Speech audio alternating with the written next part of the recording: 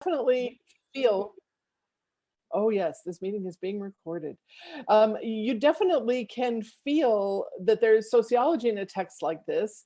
Um, and I do this work through storytelling because I think it's super important, right? Humans have been making meaning of their lives for millennia by witnessing each other's stories around a fire. And we are still those animals. So putting our bodies into stories rather than just our ideas, it reminds us that the ability to withdraw is an illusion, right? When something hurts, it makes us want to withdraw, but it only works for a minute because we are already all in. We are social animals and our fates are bound. And I also think storytelling reminds us that we have the ability to create pleasure and solutions, and that we are actually creating the culture itself. So, this is why this is so important to me. Some of these will be familiar themes, and I think we need to hear them again and again, embedded in stories, so that we can start relating and practicing and working toward personal sovereignty, right? Working toward forgiveness of self and the ability to take responsibility for self and how we influence others. So, this is why I'm a sociologist and a storyteller. I think one won't get us there. So I'm going to share with you this evening one full essay and then two excerpts. Actually, the full essay last, but two excerpts. And then I hope you buy the book and let me know how you feel about it. I'm easy to find. I'm available on all of the social media. You also can use the chat this evening to respond if you would like to, or to ask questions, and maybe I'll have a little time at the end to address those. But basically, you just be comfortable there in your own homes. Um, we'll see what comes up. All right, so this is an excerpt from an essay called "I Said No in Three Languages," and well, you can guess that it's about harassment and such. All right, the farmer's market is less than half a mile from my home. Though this is my story, different versions of it play out regularly. They're happening to someone now, they will be happening all day and around the world, they will happen again tomorrow. So as I leave the farmer's market with my bag of vegetables on foot, a man, perhaps in his late 20s, walks next to me a few feet away. He seems stoned. He is giving me the look and keeping pace with me. He begins talking, mumbling, gesturing with his chin toward my body and my face as he speaks. It goes something like this: mumble, mumble, hot, sexy, mumble, slurp, like to get a taste, mumble, mumble, slurp. I pause and say, "Excuse me, I can't hear what you're saying. Are you trying to speak to me?" He nods and leers and walks beside me, yet apart from the parking lot to the road. And one more time, he says, "Mumble, mumble, want to let me slurp, mumble." And he gestures toward his car, opens his arms and smiles to indicate my bountiful size and tastiness. He punctuates with a lewd pelvic twitch. I put up a hand and say, "No. And if you have something to say to someone, speak up and say it." I am irritated. I'm irritated to be waylaid. I'm wearing sandals and a sundress. I have uncombed hair, previously unconscious of my appearance as I quickly left the house. And even now, I would rather be thinking about what I'm making for lunch. I'm not working today, and I don't want to be nice. Wanting to be left alone has come to feel selfish. This is not nothing. I have taken a day off from managing this behavior, but he has not taken a day off from pursuit. I feel pressed into service, and the beats bound for juicing are heavy in my bag. Then his car is next to me, riding slow. He persists, mumbling and slurping like a hungry fool. I say, "Please go away." And he leaves, but circles around and back again. I am about a block from my home. I think, Oh, hell no. You are not following me all the way to my house. We are in my neighborhood, surrounded by people I know, within shouting distance. Or is it perhaps the absurdity of his age and approach that raises my ire? I perceive him as a child who requires correction, and so I stop, irritated and parental, to speak to him through the open passenger side window. A few feet from the car, speaking loudly enough for him to hear me clearly, I say, "Okay, look, what you're doing here is creepy. You are actually following me home, and I am not having that. I am on foot. You are following in a car. Creepy! If you want to ask someone for sex, ask someone who seems like they want sex, not someone who is out grocery shopping. Ask in a tone of voice and a volume that can be heard. And if a person is not interested in your advances, then go away."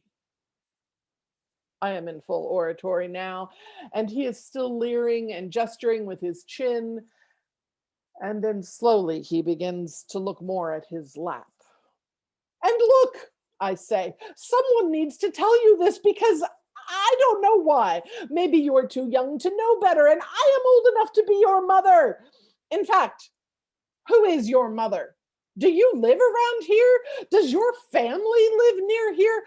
We live in a small community here, and what you're doing is creepy." To which he says, chin on chest, "I'm sorry, ma'am," and drives away. I call after his car, "That's better!" And I carry my groceries home. Now, in my youth, before I knew better, I accepted my mother's admonitions that I dressed too provocatively. I accepted friends' and teachers' assessments that I was cultivating an outlandish look that would draw weirdos. As a teenager, I would shake my head and say, yeah, I'm a weirdo magnet. Maybe it's because of how I look. Now, the term weirdos may be appropriate to describe the men who feel the need to gawk and talk and threaten and compliment and proposition and divert my time and energy. It is weird, though common. But this language conceals important things: gender, habituated gendered behavior, male bonding rituals, gender socialization. It's not that I attract weirdos. It's not even that I attract men. It's that often, really often, men feel entitled to objectify, belittle, harass, talk to, flirt with, proposition, and bully any woman they choose. Now, I have on occasion attracted mere weirdos. I was once sitting in a cafe writing in a notebook, bare feet up on a chair, flowing clothes and multicolored hair falling around me. A woman walked up and said, "I saw you when I walked in. I'm a witch, and you are a vibrant, sensual being with an important message for all humanity." I looked up at her and thought to myself, "Oh, now you're a weirdo, and maybe the way I look attracted you." I said, okay, thanks. So I'm sitting here doing some quiet writing. I'm not really interested in conversation, but if you want to pull up a chair, you're welcome to share this table." And she did.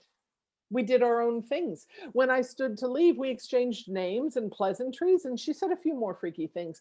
That is what an exchange with a weirdo looks like. But the way men treat me when they choose to engage in street harassment, that has nothing to do with me. You know, what you're talking about doesn't happen to all women. My girlfriend said this one day as I rehearsed a story for a reading about sexual harassment. She's a bit older than I am and could only recall a handful of men who had ever catcalled her. I mean, in her whole life. She said she liked it. It made her feel like part of a group of women to which she didn't always feel she belonged. I looked her up and down, trying to put on the male gaze. "Well, you're scary," I concluded. "I mean, she's 6'2". She wears men's clothes, and if she's in a bad humor or simply walking alone, she looks like she could kick your ass and not be sorry." I mean, I love some of those things about her. She doesn't always read like she's a woman or a target. She doesn't always receive the behavior. Her demeanor deflects the entitlement many men feel. Now, see me, I don't fight. I don't run. I've never been fast or extra strong. And just like my girlfriend, I sometimes enjoyed street harassment as a young person because my culture taught me that fat girls would never get love. Something about street harassment feels like a precursor to love, attention. You know, if you're invisible, how will you ever get anything, including love? This is what we manage, along with social expectations on the street. How can I keep the attention I think I need and direct it? Not get hurt, not be used. It's up to me to attract it and deflect it and incite men to be wonderfully wild, yet prevent them from being savage. That's what I learned. I am the conductor for an entire cultural orchestra of gendered behavior. Even at age 11, when my body turned from child to fireworks, I was supposed to be an expert conductor of male behavior. That is what we all learned. So I'm going to stop there. That essay is longer than that. I also just want to point out that, yeah, sure, I'm talking a lot about men's lives and women's lives in some of these essays, and those are, limiting groups, and gender is so much bigger. And also, it is important to hold all of that at the same time. We discuss these two categories because our entire culture is built on them, and in particular, the dominion of men over women. So I think that the current cultural multiplication of gender is a very good thing that will help us evolve. And also, we have to get clear about what is happening now, because some of these patterns are so normalized, we don't even see them. So, this next excerpt is from the title essay, Damaged Like Me. And it's also about gender. It's also about how we live in an incest supporting culture and about how memories of abuse are not always accessible to us. This is written in 3 parts, and the themes are challenging. I hope, though, that the ideas are gratifying. And I'm only going to read you the first 2 parts, and then after that, we'll end with a full story about love, which I hope you'll enjoy in a more comfortable way, as you enjoy this one in a more difficult way, something like that. I'm not stopping, by the way. You can use the chat if you need to say something, and we'll get to that later. Damaged like me.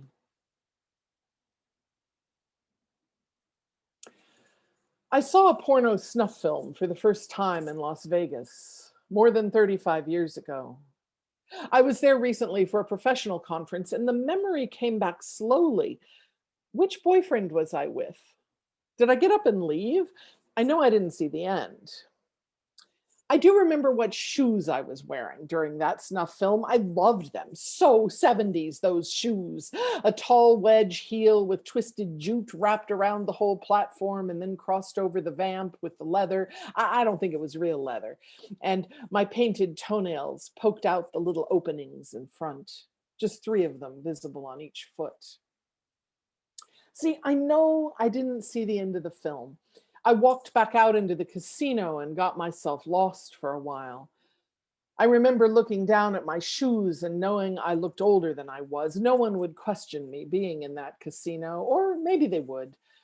I couldn't speak for a while after leaving the film. Better keep moving. I got lost in the casino, ended up back in the hotel room. And that was no boyfriend I was with. It was my stepfather. And no one questioned my return to the hotel room because it's where I was supposed to be in the first place, with my mother. I was 11 years old after all. I said I was 22 if anyone asked. Saying you're 22, 21 when you're lying sounds suspicious, like you just need to be old enough to drink. 22 is not such an amateur move. I had done the math and knew just what date I needed to be born to be 22. I lied to adults easily. I said I was older if I needed to be older. I said I was fine and everything was good when it was definitely not good.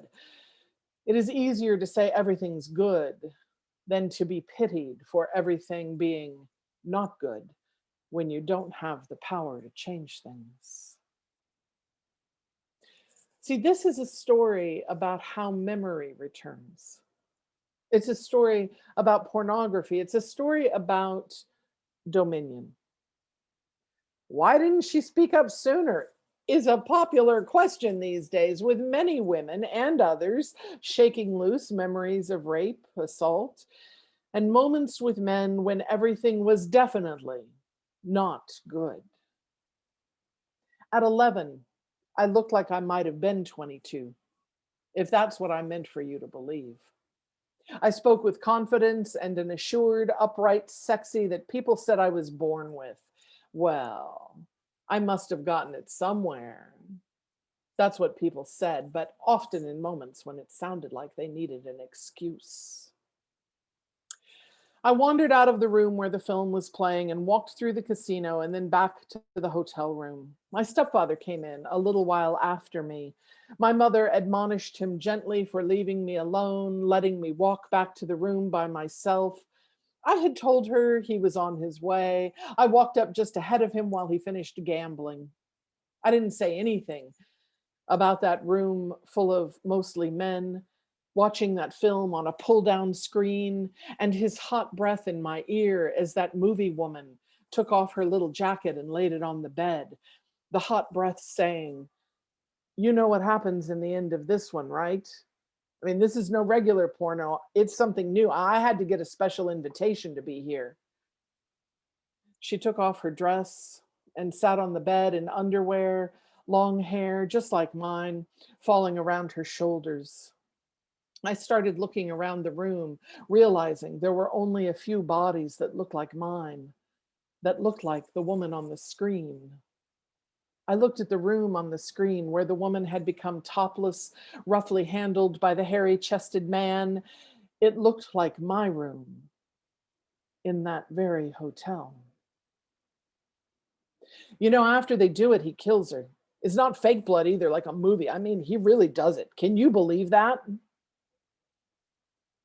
And I could. Now, I know that you want this to be a simple story about a terrible incident. Of course you do.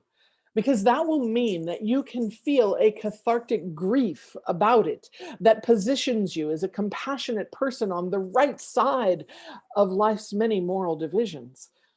You hope that this story will ask nothing from you but your outrage, your compassion, and maybe a feeling of inspiration that, if I can overcome hardship, so can you. You do not wish for this to be a story that requires you to think of how your own memories have been shaped by social expectations, how social patterns are formed, and how we accept and even expect certain terrible things to happen. You don't want to think about where you are standing in the scenarios I am offering. You don't want to think about how you devalue certain stories, even as you believe in the human dignity of all people. Well, I can't give you what you want. This is a story about how scenes are reconstructed when your body becomes a disaster site, an explosion, or more accurately, an implosion.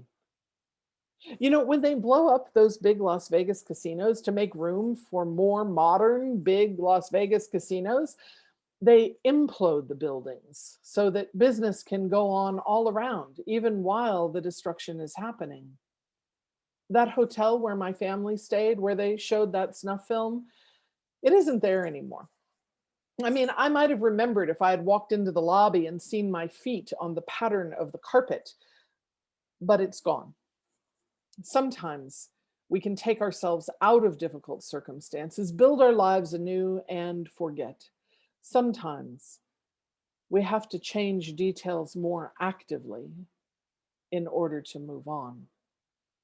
Sometimes it takes something shocking to bring information back, like the face of someone who tried to rape you on television with the words Supreme Court Justice underneath. And suddenly the fear is back and the profound sense of this is not right and someone needs to do something. And suddenly you realize you are someone. I was in Las Vegas recently for a professional conference, and as I rode alone in the taxi toward the strip, as the hotels came into view to my right, something in my memory came into focus. Maybe because I saw the lights from just that angle in the backseat of a different car many years before. Who knows? Memory is not a recording device. Sometimes it is a reckoning. Now, I have been capable of discussing my incest experience as a function of my culture's failings for decades now. And still, stories that would seem like fiction if they hadn't happened can still emerge. At first, in that taxi years later, I didn't remember who I was with while I was watching that reel to reel film. I know I saw the beginning of that film back in the late 70s in one of those casinos. I mean, how old was I? Which boyfriend was that? Why on earth were we in Las Vegas? Oh, right.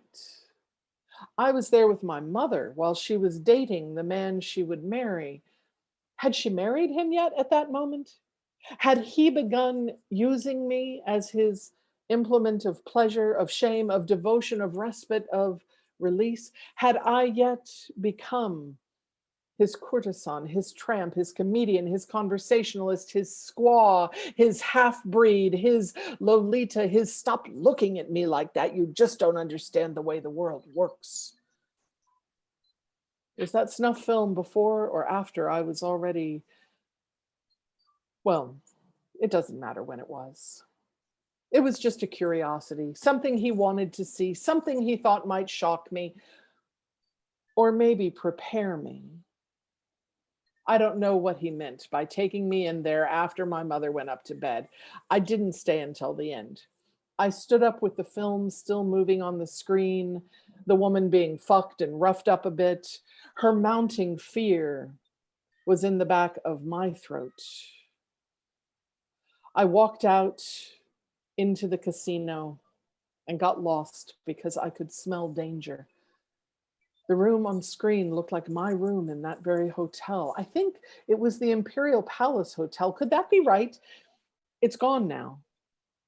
They used special explosives to destroy those buildings so as not to disturb the massive structures on either side. It is erased as though it never existed, something shiny in its place. Now, a lot of people are talking about it these days. How can all of these women come forward after years when an assault took place and then speak up now? See, this is a story about how we come to remember and become capable of holding the memory rather than pushing it away.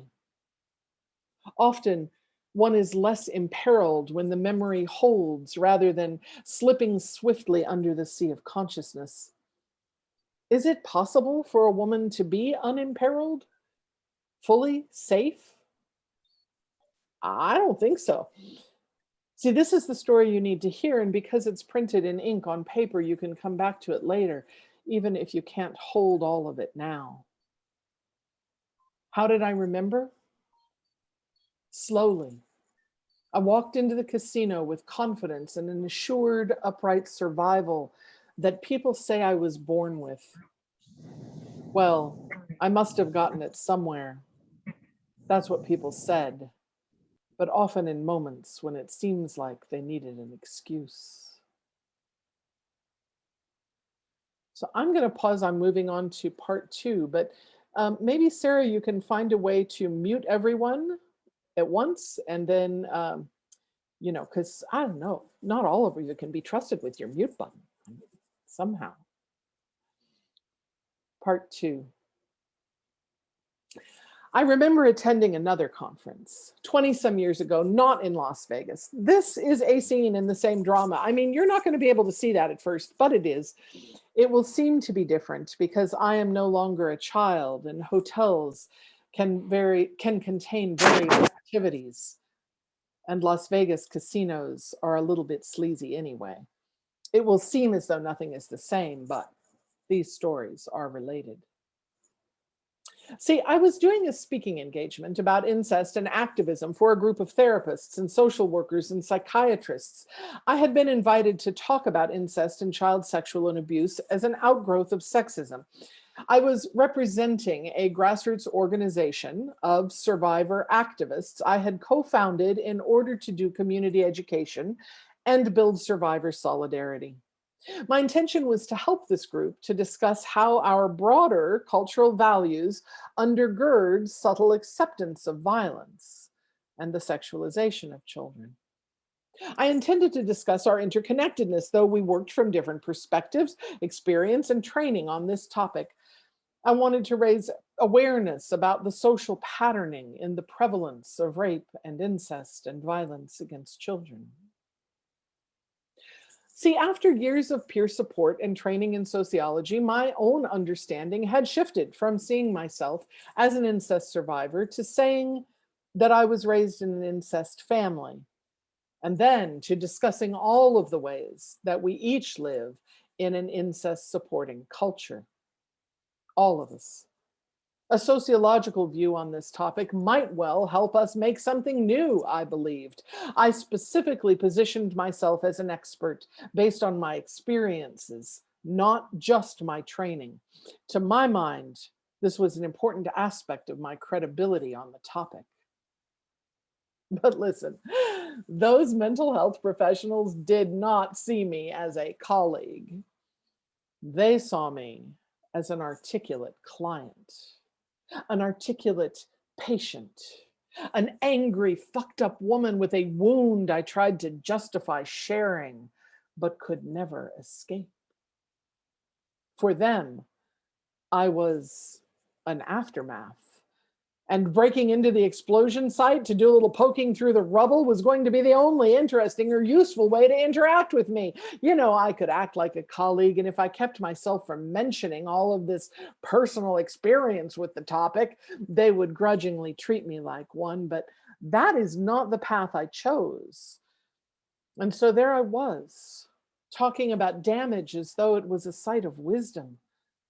And to them, that was nonsense. Just nonsense. I mean, it can't be justified, not with education nor language, and certainly not by showing up at this meeting in my overly voluptuous. So, did you ever do prostitution? Body. Yes, that was the first inappropriate question. And then, so say something more about your self-harm patterns. See, at that time in my life, I thought that sharing my own story for the greater good meant that I should answer every question asked. I wasn't born answering every question asked, but I learned it. Sometimes it seemed like too much effort to resist answering. They were simply the wrong questions. I answered questions about drugs and eating disorders and recovery. I wanted to get back to my point about the incest culture, but yeah, whatever. Answer the question asked. Now I know better, but I was younger then. They kept talking about recovery. My recovery, not the culture's recovery. The impossibility of recovery. What did that mean to them? Recovery. At that conference, more than 20 years ago, a man stood up and told me that I would never fully recover. Or if I had, I mean, if I was truly what I purported to be, a fully functioning adult capable of forming relationships and having a family, then I was some kind of miracle. And then maybe I should, enlighten the group about my so called recovery. I mean, psych wards are full of women who'd endured the same experiences I stood calmly describing. So, who the hell did I think I was?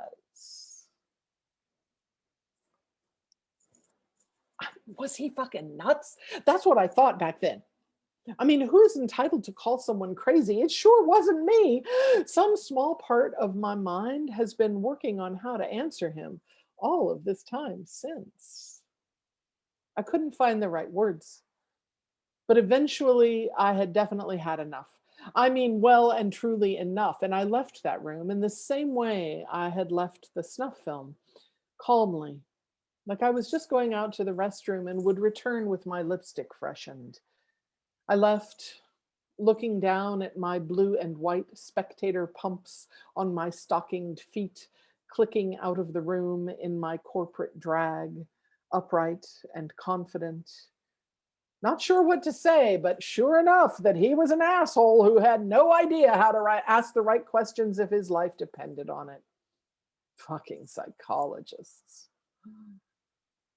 Now, I am not the type who would say that terrible experiences are there to teach us something. I wouldn't say that, though they sure set you up to learn something if you manage to learn it.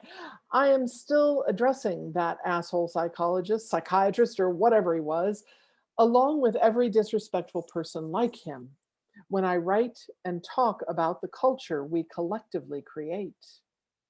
I learned something that day about the credibility others allow me to have and how it runs up against the credibility I have earned inside of myself and in community with others who know that we are neither ignorant nor powerless. I learned how not to accept a diminished place, though one is given to me over and over again.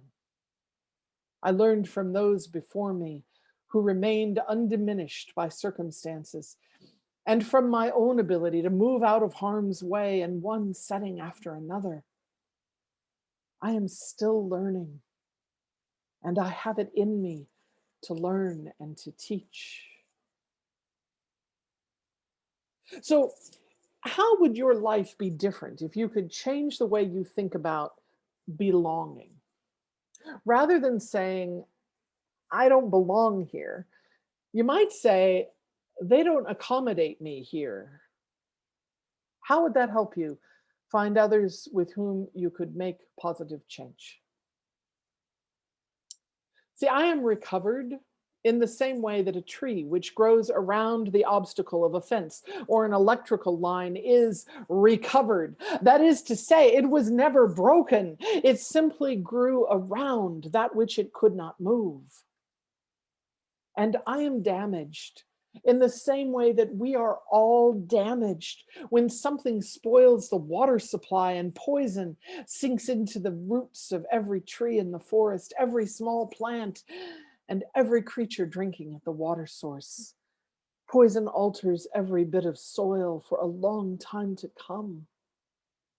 I am both damaged and recovered and undamaged and able to teach and show you something, doctor, because I care enough for others to be standing here opening my mouth. You may see nothing but a disaster site, and my life is the aftermath, and I am asking you to look more closely. I am the whole landscape, not just the rubble. I am still speaking to you, doctor, because I understand that the views you felt so entitled to express in public are still in the unconscious hearts of many. We need to keep working with ourselves and each other, even when we would rather check out and let someone else handle it. And, doctor, though you think you know all about women like me, I know better now than to let you frame all the questions. Some people take credibility for granted, others wait their turn, even if it never comes. People like me know we need to find creative ways to lay claim to the ground we were given at birth, to be contributors to the culture that holds us all. I am speaking to you, doctor. Are you listening? You know victims and you think you know them well. Does that mean you know perpetrators too? You probably know them better than you think. Here is what I meant to say to you in that room 20 years ago. Sit down, sir, and stop talking for a little while, especially in that nasty tone. I am here to teach you, not to be your specimen. It's possible to listen better, to see more, even when, like that doctor, it was not our original training. You can see the way men and women look at each other at work and on dates and in porno films and TV shows, and all the little bombs waiting to go off just become part of the scenery. No one need speak of them aloud. Every landscape is like one of those children's magazine puzzles. The instruction says, find 40 bombs in this picture. And after you don't see any, suddenly you do. And there's another, and you're on a roll. So there's one, and there's one, and there's one.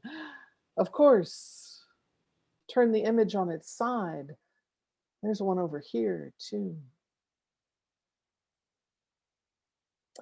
So I'm going to stop there. There is a third part to that essay that you can read for yourself if you'd like. Hey, can I suggest that we take a deep breath together? Because that'll feel good. And it's important to remember to breathe and, maybe feel your butt in the chair, or in my case, the sunlight coming in through the window when we talk about difficult things. Oh, quite a bit of sunlight coming in through the window.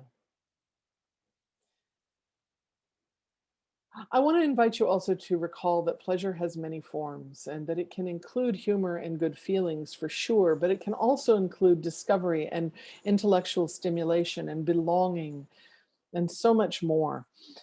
And sometimes when we encounter difficult themes, it is possible to reframe how we experience those themes so that we can take things in a more useful way. And I think maybe this last essay I'm going to share with you is more, well, listen, the pleasure lives alongside the difficulties, doesn't it? In every moment. In every moment.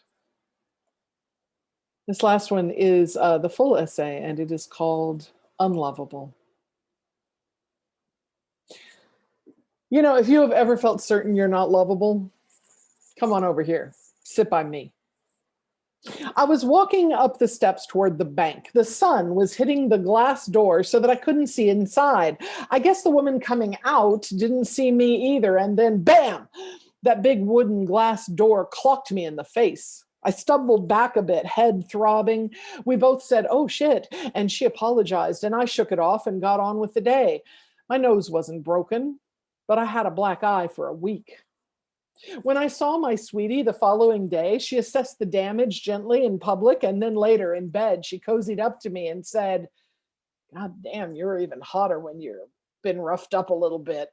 She kissed me and pushed her head against mine, making me wince. She grunted. Oh my God, you are one sick fucker, I said to her, and we both laughed. Yeah, well, at least I'm not the one who hit you. Count your blessings, I'm mostly over that shit. We shook our heads and laughed again. Listen, no part of me wants pain. I understand how pain can be cathartic, and it's not my thing. I always talked myself out of a beating, smelled the metal of my own blood through the skin before it broke, and got myself out of there. I don't attract the ones who hit, but I sure attract the ones who could. And I learn how not to push, being careful not to get hit. Apparently, that's my gig, and I'm good at it. Now, in my youth, I know it'll be hard for you to imagine this, I had a flair for the flamboyant outburst. I mean, I was never one of those jealous glass throwers. I never upset a table in a restaurant. I'm not violent at all, just a little loud. Even still today, I will yell and put on the Medusa face, but I do it in the privacy of my own home. Okay, this was my last big scene and how it finally clicked that I was done with that nonsense. See, we had been upstairs at my place having sex and then arguing about some damn thing. I couldn't begin to say what. She was visiting for the weekend and decided no, fuck it, she was leaving. I was wearing a pale green and cream lace silky negligee with a little pearly business around the bodice. For some reason, I remember that clearly. She threw all of her stuff into the duffel bag and heaved it over her shoulder and down the stairs. I followed, giving her a piece of my mind every step of the way. Fire was shooting from my eyeballs as I watched her step off the porch and head down my steep front yard into the dark night. I shouted one last thing, loud enough for her to hear as she got into her truck. You are one fucked up individual! And suddenly, that thing happened. You know, a zoom out, an awareness. Suddenly, a small but terribly clear voice inside my head said, actually, you are standing on your front porch at 2 a.m. yelling for your neighbors to hear, wearing nothing but a skimpy negligee. You have just become the dictionary illustration for one fucked up individual. Why don't you close your mouth and go in the house? And I went in the house. She sat in the car for 10 minutes, and then I heard her mumbling angrily, hauling her bag up the stairs bump by bump, and then telling me as she took off her clothes and got into bed, God damn it, if I leave now, I can't fuck you again in the morning. At which I rose up briefly like a cobra to say, oh, you think we're having sex in the morning? And she said, shut up, just shut up, go to sleep. There wasn't much fight left in me, so I did. And yeah, we had sex in the morning. Look, she never hit me, but after a few disturbing episodes of almost, she went back to anger management classes and I joined a domestic violence abuse survivors support group. Things weren't always good between us, but that relationship lasted a decade because we both had fix-it tenacity. We tried to better ourselves this way and that, and now, years later, as friends, we love each other still. You know, maybe that's all I will ever have in the relationship department. Love, not comfort, but love. What a strange consolation prize. Yeah, it's true. I sure know how to pick them. And you know, they pick me just as surely. Okay, sometimes different people try to pick me, but you know, I just don't get the hots for too many people and I send them straight to the friend zone. With some, though, there is a hard, fast click like a metal lock. That kind of connection rarely slips out of place until we have moved through some serious business together. How do we know before we even know? Is it scent or aura or, you know, the hand of God that shoves us together on the sofa? I was talking to a recent unsuitable suitor on the front porch. We were drinking wine and smoking cigars, and I said, hey, look, don't you even get it going for me. I mean, you don't want the likes of me. I am damaged and downright difficult. I mean, fuck's sake, you were raised by nice people in middle class suburbia and you've worked at the same job for 30 years. What the fuck? Stay away from me. I say no more often than I say yes. The body has to choose. My head can't be in charge. You know, it's a little messed up in there where mating is involved. The circuits didn't get laid quite right in the beginning, maybe. Though I give advice to others like a champ, keep my head cool in most situations, I rarely know what to tell myself. Now, it's not like I'm pre interviewing lovers. I mean, the fact is, I rarely get a lady boner for people who haven't had the crap beat out of them a few times when they were kids. It was probably someone who loved them doing the beating. Now, one could say, well, that's just common. And it'd be true. But there are similarities among most of my lovers that are downright eerie. Probably it's comfortable for me. Probably it's familiar to me. Probably it fits somehow with something I learned when I was a kid. Isn't this the sort of thing therapists say? I pick people who are too damaged to trust anyone fully by the time they get to me. Maybe the part of me that thinks I'm not lovable says that seems right. I don't deserve trust and comfort. Oh, but that makes me mad. And they are so certain they can't be loved. My anger seems deserved, but it also justifies the lack of trust. There you have it. Those are the ones I'm hot for. Or maybe it looks like this: I am so calm and accepting, I seem like a miracle at first. Truly, I am calm and accepting and a motherfucking miracle as well. But you have got to know that some anxious lovelessness caused me to pursue all of that calm. And as soon as you upturn the table, you're going to see how it was made. I can't get to the sex without showing someone how I'm made. Well, I can't get to it more than once or twice, and I am a more than once or twice kind of gal. My lovers, they usually can't let down their guard. They can't be honest with themselves about how they keep creating their own misery, despite trying really hard to get clear and meditate and breathe and get back to nature and journal and join a tantra group and talk to a shrink and get freaky, at least for a while, with me. I have some kind of mojo going on that keeps them wanting the sex, that's for sure. It's a shame one can't put a nozzle on one's own mojo and point it in the right direction, build it up, and let it fight the fire of a painful past. My lovers are fighters with mojo to spare, but it's not clear whether we're ever fighting in the right direction. I like them super scrappy or super smart. Both is best. What if we could point ourselves toward those painful pasts together rather than looking right at each other when we're mad? So, after years of on again, off again, my lover with the anger issues and I went to couples counseling.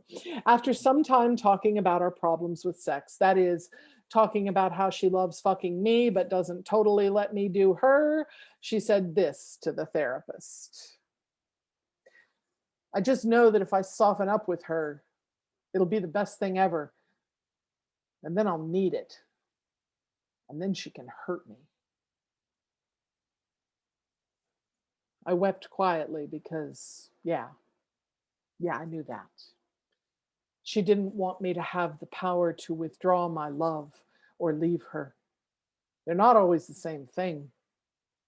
I also knew she was already in pain without me doing the hurting, a pain I couldn't touch because it had installed such anger inside of her. I couldn't get close. I guess she figured it was easier not to heal, to keep the low grade fever of anger and hunger. Better to blame me for not trying hard enough. Pain is easier to carry than fear. Both will shorten your life. Whatever. We're resilient as fuck, my lovers and I. This much is clear. I have to hope for something better. It could be worse, and it's not. I pick somebody with a few skills. I don't pick the ones who are strung out on drugs. I don't pick the ones who hit.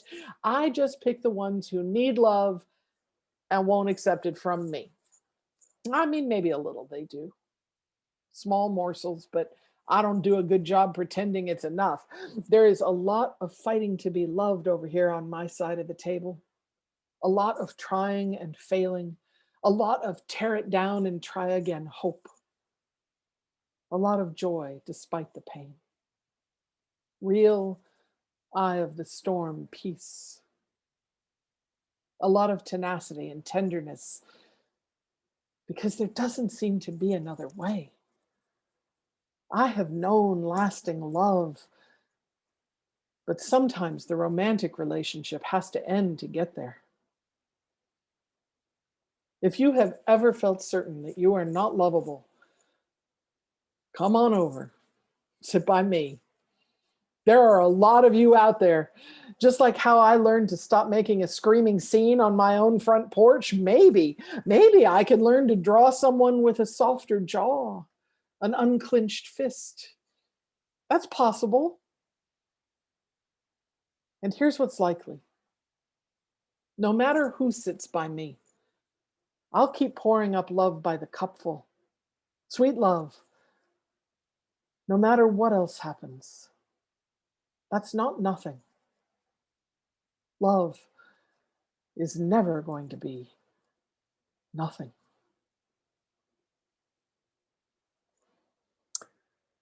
Thank you, folks, for spending some time with me tonight. And of course, to Sinister Wisdom for hosting us. Um, I think maybe there's time to take a few questions. I also want to just say there are a few more online events for this book launch as well. One of them is a conversation with Cooper Lee Bombardier and another Ria Yuknovich. These are writers I love. All of that info is on my website calendar, and you can join me for those if you'd like. But is there anything that you'd like to forward from the chat, Sarah, or anything? Well, we have time for about one question, and I didn't see any in the chat, but I do have one for you, Kimberly. Can you, first of all, thank you for such a beautiful reading. You're I'm welcome. thrilled, and I cannot wait to read the entire collection, and I'm sure many, many people agree with me. So my question is, can you tell me a little bit about your process for writing this collection? When did you start it? What made you decide to write this collection, and kind of what was the unifying force in that? Yeah. So look, this is a collection of essays that are, gathered around this theme. So they weren't all written at once. I would say between 2014 and the book was going to come out in 2020 and got pushed back. And I actually am glad that it was, because I was able to update certain things related to not as much the pandemic actually as the events of summer of 2020, and the efforts of the Black Lives Matter movement were certainly relevant to some of the themes I discuss here. So yeah, this is how I work, is to address social issues through the lens of my own experiences, using sociological concepts, usually in embedded ways rather than overt ways. Um, and then over time, the collection tells me that it's forming.